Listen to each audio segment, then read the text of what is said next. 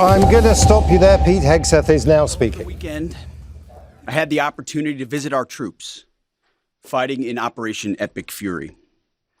We were on the ground, in CENTCOM on Saturday for about half the day. For reasons of operational security, so those troops are not targeted, the places and bases will not be named. Suffice it to say, the trip was an honor. I had a chance to bear witness, and I witnessed the best of America. I witnessed warriors, a brotherhood of men and women, warriors all, active duty, guard, and reserve, united in their love for each other, their shared purpose, and their commitment to the mission. I witnessed sheer competency. I watched a private first class confidently calling out an enemy missile trajectory to a room full of officers. Everyone focused. The room was locked in. 2 enemy missiles successfully shot down. I spoke to Air Force and Navy pilots on the flight line who every day both deliver bombs deep into Iran, but also shoot down drones defending their base. Many had just returned from the skies of Iran and Tehran.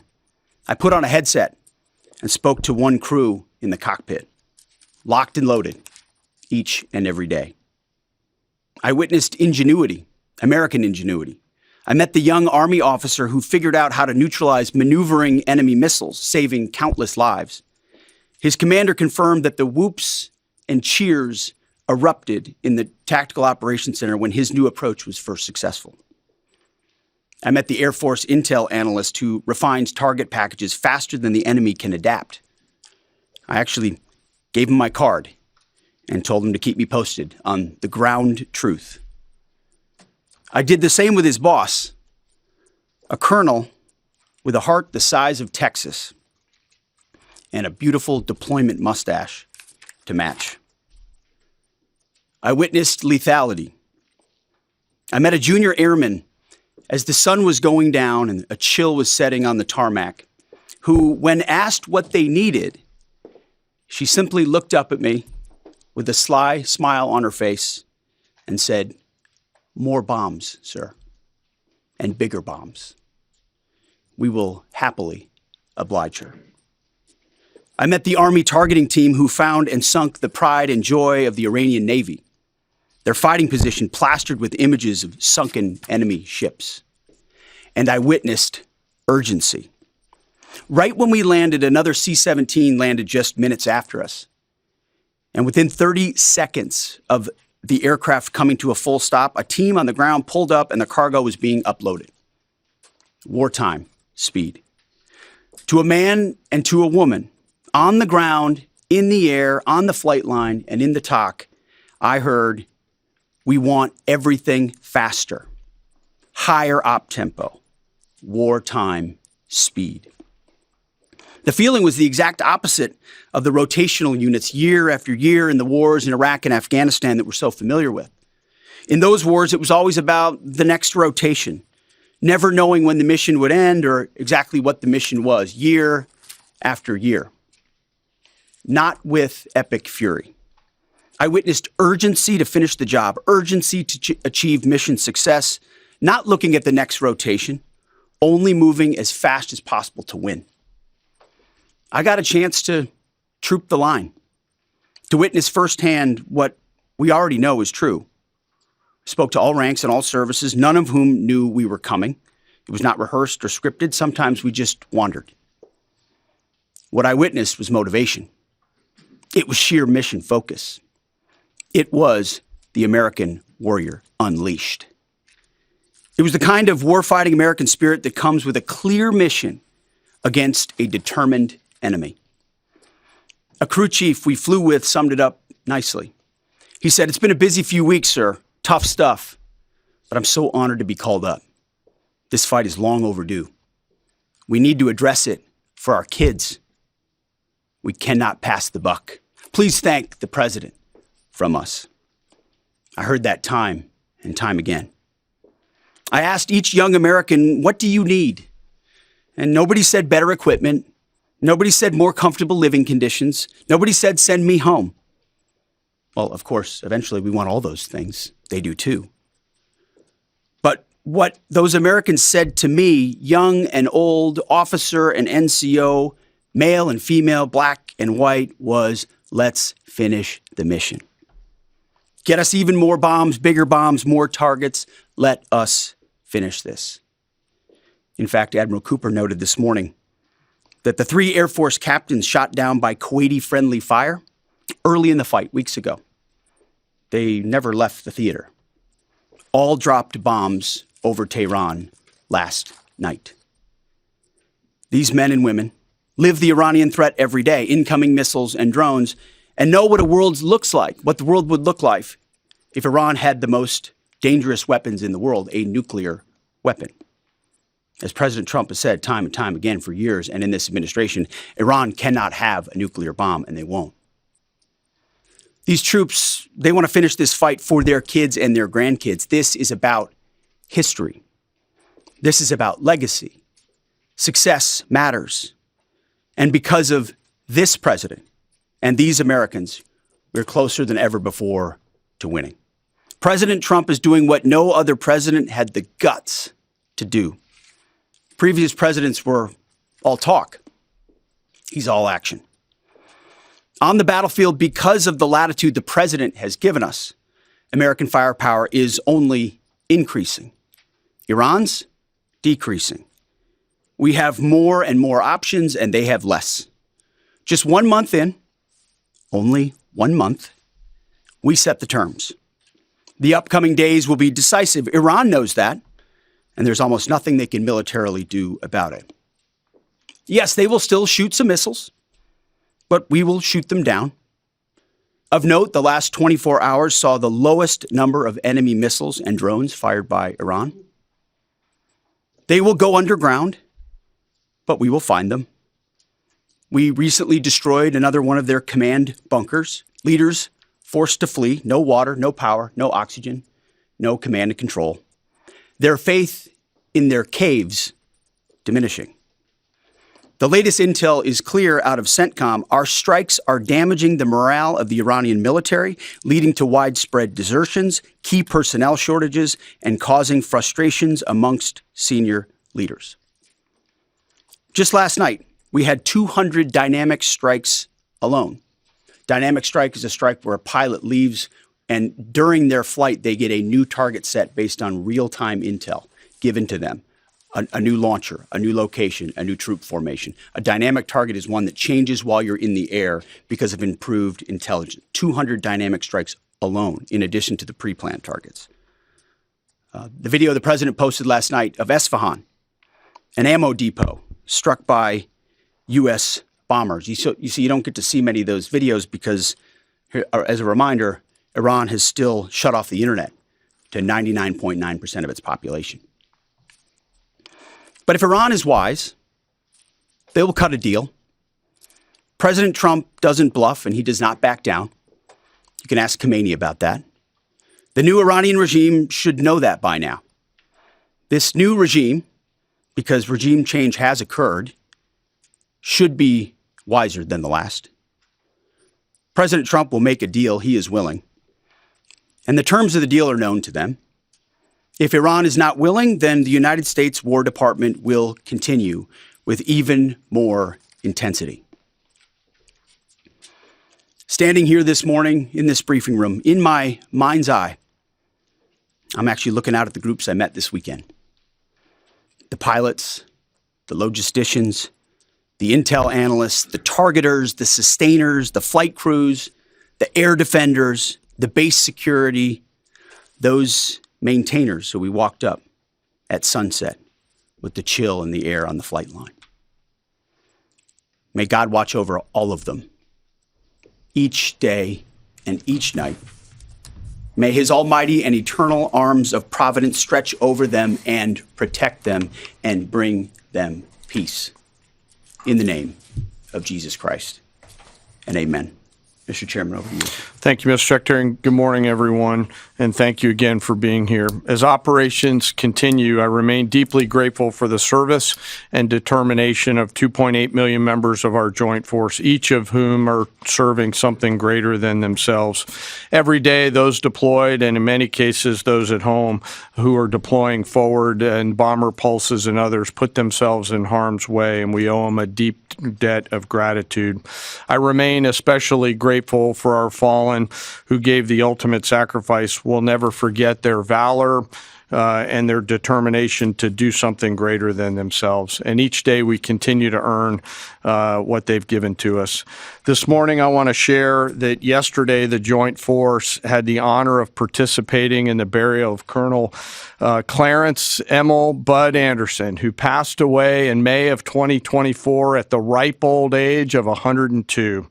He was laid to rest in Arlington Cemetery yesterday morning alongside his wife of 70 years, Eleanor, who he married on February 23rd, 1945. She passed away in 2015 at the age of 92.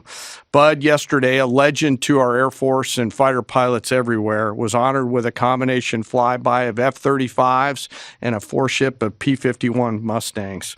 He was one of the most prolific flying aces of World War II and the highest scoring P-51 ace with 16 and a quarter kills in his squadron and in his group. And he served from 1942 to 1972, and his last combat tour was flying F-104 Thunder Chiefs over North Vietnam. For anyone that had the chance to meet Colonel Anderson, you knew what an incredibly special man he was. And that's true for each and every one of our World War II vets who become fewer and fewer with each passing day. They are the greatest generation and give us the gift of an incredible example as we execute Operation Epic Fury today. And Colonel Anderson, we mourn for your loss and remember that smile on the right side as you went out to do our nation's business. I'd like to now share an operational update. Our Joint Force continues to focus on our military objectives as we systematically continue to degrade and destroy Iran's ability to project power and threaten stability beyond its borders. First, the Joint Force continues to destroy Iran's ballistic missile and UAS capabilities. We remain focused on interdicting and destroying the logistical and supply chains that feed these programs.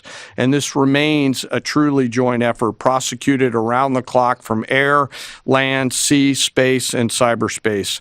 Long-range bombers from U.S. Strategic Command are coordinating with tactical fighter aircraft from our Joint Force launched from bases around the region and the continental United States, while simultaneously Navy fighters from the sea and sailors continue to project power from the sea, while Army and Marine artillery units continue to execute long-range precision fires deep into enemy territory against high-value targets. Meanwhile, on the defense side, our Army and air defenders and aviators, as the Secretary talked about, remain vigilant, forming a shield to protect our forces and our partners, intercepting missiles and drones. Together, we continue to deliver precision strikes against key manufacturing nodes, component storage sites, research facilities deep within Iranian territory. And over the past 30 days, we've struck more than 11,000 targets. Given the increase in air superiority, we've successfully started to conduct the first overland B-52 missions, which allow us, as we've said before, to continue to get on top of the enemy. And as the Secretary talked about, switch towards more and more dynamic targets, servicing mobile targets around the battle space. We've continued to do the work against Iran's missile, drone, and naval production facilities, and we continue the multi-domain pressure that we've talked about. Second, on the Navy front, we continue to assert dominance over the Iranian Navy. We remain focused on targeting their mine-laying capability, their naval assets, and we've now, as I mentioned briefly last time, started to work attack helicopters and other close air support assets into the naval domain. CENTCOM continues to identify and work against naval depots and storage areas, and we've taken out, again, more than 150 ships, including all Jamaran-class frigates inside their Navy. Third, we continue to prosecute our campaign against our defense industrial base at scale. This includes factories, warehouses, nuclear weapons research and development labs, and the associated infrastructure required for Iran to reconstitute its combat capability. I'd like to continue my theme of highlighting the incredible contributions of Americans to our joint force. Today, I want to talk a little bit about a different front line, a line that doesn't have bunkers or guard posts, but is just as critical to our nation's security, our National Assembly lines. Today, I want to recognize a group of Americans who live at the beginning of our nation's combat power, the Americans who actually make our weapons, both inside our defense industrial base, but even more broadly inside our national industrial base. In every military option, we could not and cannot do our jobs without the men and women across our country who show up every day around the clock to a factory floor, a workshop, a laboratory, who build the weapons and capabilities we need to project American combat power at the time and place of our choosing. These great Americans, and I've had a chance to spend some time with them when I was in the private sector, are the core of American combat power. They're the machinists running high-tech CNC machines, cutting raw blocks of metal into incredibly precise parts. They're the assembly workers painstakingly taking a kit of parts and turning that into a complex guidance system or precision munition or a rocket motor or building a jet or submarine. Or they're quality assurance technicians who ensure that when a warfighter pulls a trigger, the weapon works every time. This can be and is tough and gritty work. It's not a quiet office and a desk with paper, and there's nothing wrong with that, but this is exactly the way this group of Americans likes it. I know this. I've seen it myself, and I remain deeply honored by that gift. It's often loud and dangerous work, demanding, requires absolute focus for hours at a time with deep commitment to get it right every single time. It's hands-on work where one uncaught mistake or deviation can put an American's life at risk. A single misplaced wire, a microscopic flaw in a weld, incorrectly calibrated sensor could mean the difference between mission success or mission failure.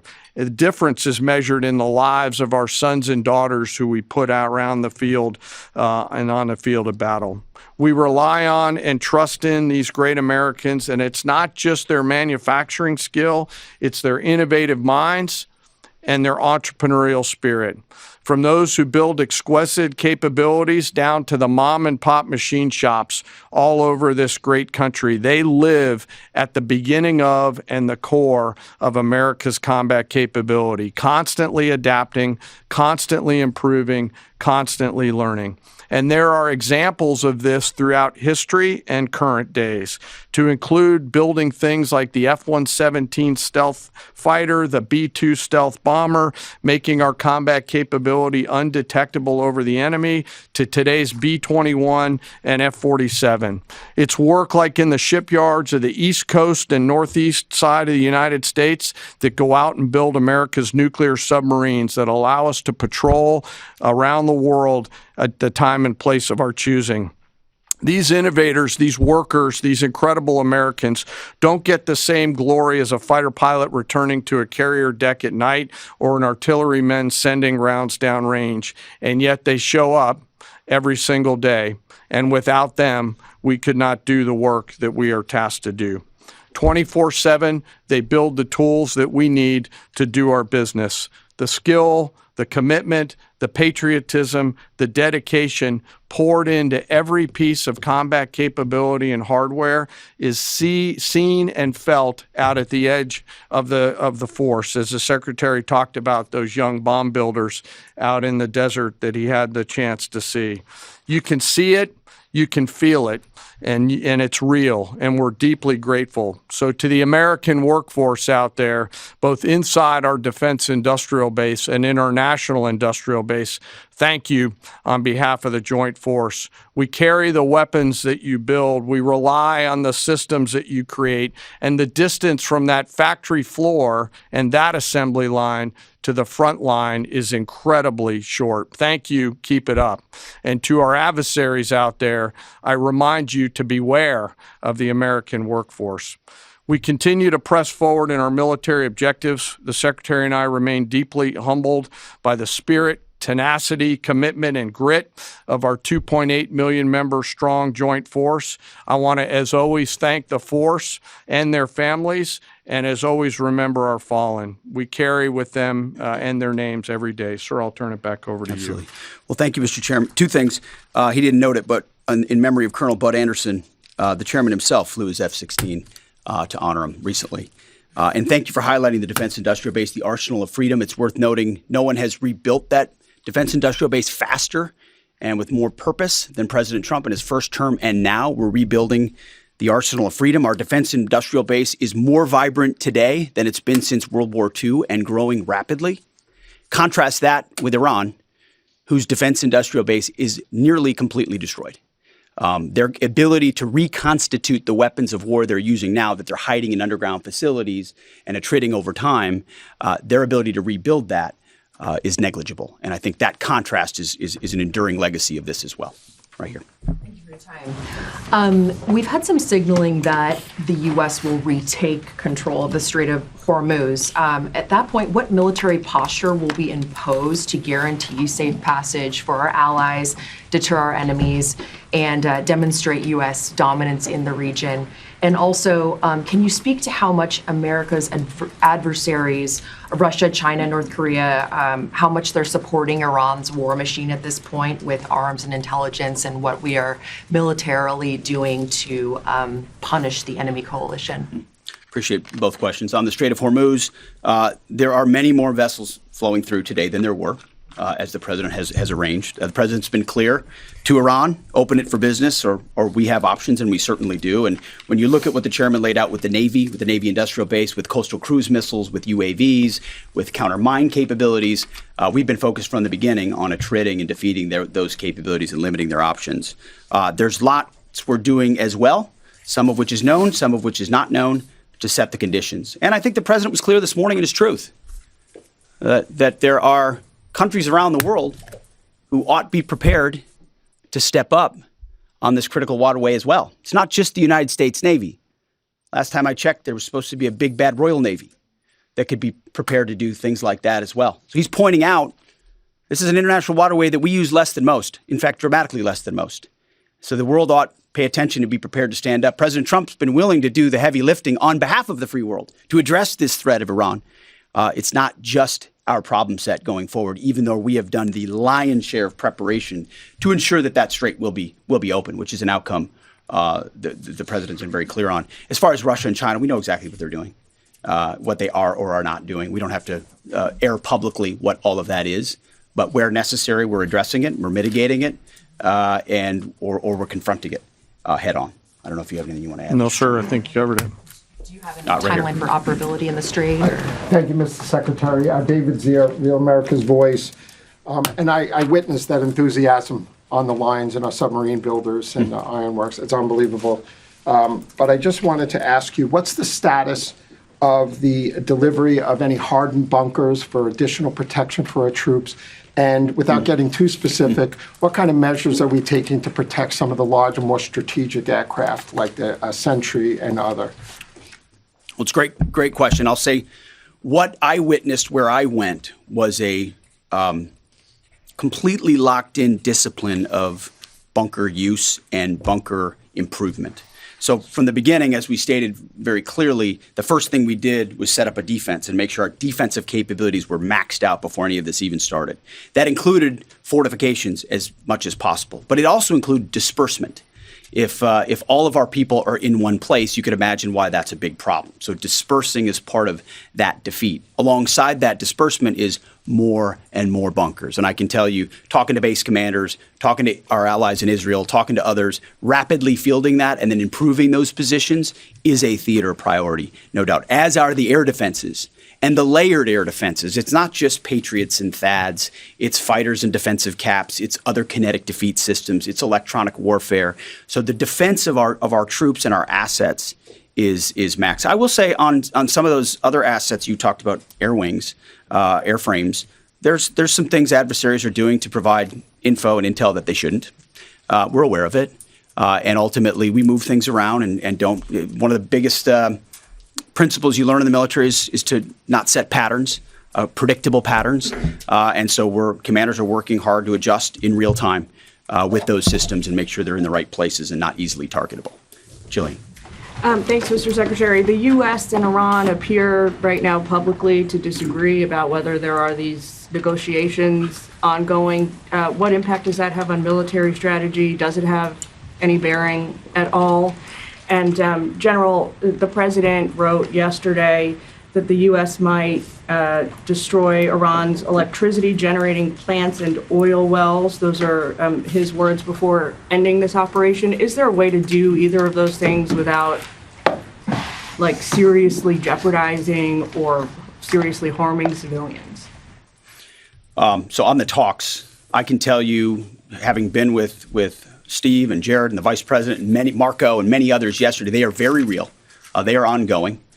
They're active and I think gaining strength. And we appreciate that. As I said in my remarks, we would much prefer to get a deal. If Iran was willing to relinquish material they have and ambitions they have, open this, great. That's the goal. We don't want to have to do more militarily than we have to. But I didn't mean it flippantly when I said, in the meantime, we'll negotiate with bombs. Our job is to ensure that we compel Iran to realize that this new regime, this regime in charge, is in a better place if they make that deal. And so we'll continue. We're working hand in hand, but the primary effort is a deal. We want that deal to be accomplished if at all possible. If not, then we're prepared to continue. Secretary, what happened at Go ahead, Mr. Chairman. Yeah. Thanks for the question. We're always thinking about those considerations and develop options to be able to mitigate those risks pursuant to the normal practices that we do in the military. So, Thank you, Mr. Secretary. I know you slightly addressed this already, but just on the Strait of Hormuz, is opening the strait an essential objective to Operation Epic Fury, or is that the job of those other countries? And then secondly, without asking you to comment on things that you can't talk about, what is your message to Americans who love the president and strongly believe in him, but are very worried about this notion of boots on the ground? Well, first on the Strait of Hormuz, our core objectives from this podium, from day one, from me, from the chairman, from the president, from the vice president, from Secretary Rubio and others have been clear. Defense missile production and missile programs, so their entire missile program, defense industrial base and production ability to build, and Navy and power projection. So those have been, and then of course, wrapping it all is Iran's never going to have a nuclear weapon. So those have been very clear. Defeating the Navy is a core part of ensuring they can't project that kind of power. But ultimately, I think the president's truth this morning lays that out very well, that this Strait of Hormuz issue, which we've set the conditions for success, and we will make sure Iran knows that very clearly, is not just a United States of America problem set. We've been willing to lead. President Trump's led the entire time. But it's not just us. So ultimately, I think other countries should pay attention when the president speaks. He's proven that when he speaks, he means something. And he's pointing out, you might want to start learning how to fight for yourself. It's something some of us have been saying for quite some time. You can't just have flags. You have to have formations. You can't just have a few ships. You have enough to affect change. Those things matter in a dangerous world with ascendant adversaries. That's why the chairman's talking about our industrial base. That's why we're launching the Arsenal of Freedom tour to revive our defense industrial base. President Trump doing it in a way that nobody else has. As far as President Trump and boots on the ground, I don't understand why the base, which they have already, they understand, wouldn't have faith in his ability to execute on this. Look at his track record of pursuing peace through strength, America first outcomes. And what he's simply saying, and it's exactly true, and I've said from this podium too, we're not going to foreclose any option. You can't fight and win a war if you tell your adversary what you are willing to do or what you are not willing to do, to include boots on the ground. Our adversary right now thinks there are 15 different ways we could come at them with boots on the ground. And guess what? There are. So if we needed to, we could execute those options on behalf of the President of the United States and this department. Or maybe we don't have to use them at all. Maybe negotiations work, or maybe there's a different approach. But the point is to be unpredictable in that. Certainly not let anybody know what you're willing to do or not do. But if anybody has internalized the lessons of Iraq and Afghanistan as the first one, President Trump, to call them out for what they are, he's not going to repeat those lessons. And I think I've been very clear about that from the podium. Yes. Thank you, Secretary Hegseth. A question for you and then a question for General Caine. You said we're a month into the Operation Epic Fury. How long until the objectives are achieved? And is there a scenario where a deal is struck before the objectives have been achieved? And then for General Caine, there's been lots of media coverage that suggested a ground invasion is imminent. What other purposes might the soldiers and the Marines who've been deployed over to the Middle East serve in this conflict? Well, just like the previous question, it's sort of military 101. Don't tell your enemy what you're willing to do or not do, and don't tell your enemy when you're willing to stop, especially an enemy that likes to hide in bunkers and try to hoard their missiles and hope you'll wait you out. So that's not a question I'm going to answer, or the president has said definitively. We have our own goals and guidance and things we're military objectives that we're moving toward and things that we look at. And as he's articulated, he's said 4 to 6 weeks, 6 to 8 weeks, 3. It could be any particular number, but we would never reveal precisely what it is because our goal is to finish those objectives.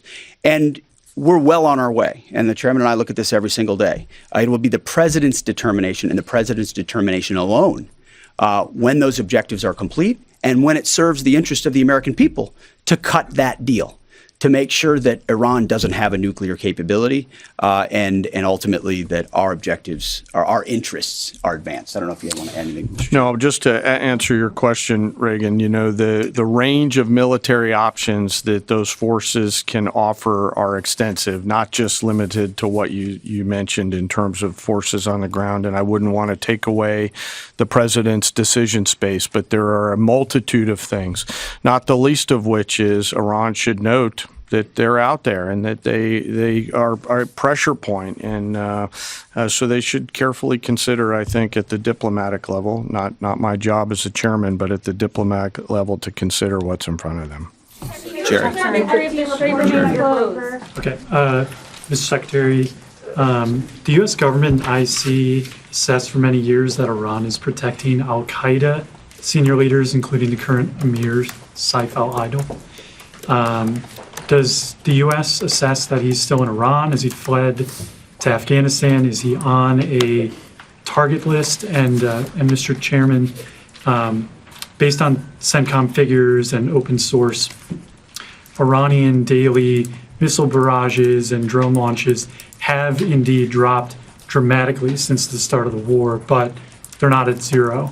And they seem to have maintained some level of low but stable numbers. Perhaps they've dropped a little bit more in recent days.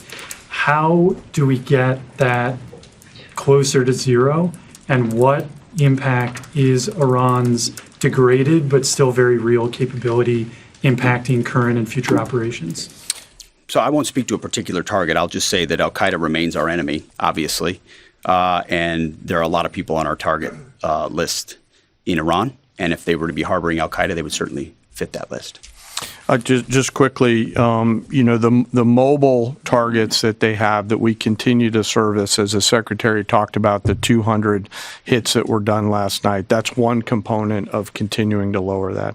The second and more long-term impact that we're having is the strikes against their defense industrial base at scale, which will not allow them to reload after that. So we do continue to see it trend down. They are still shooting, and we do continue to exert significant pressure against both sides of that system.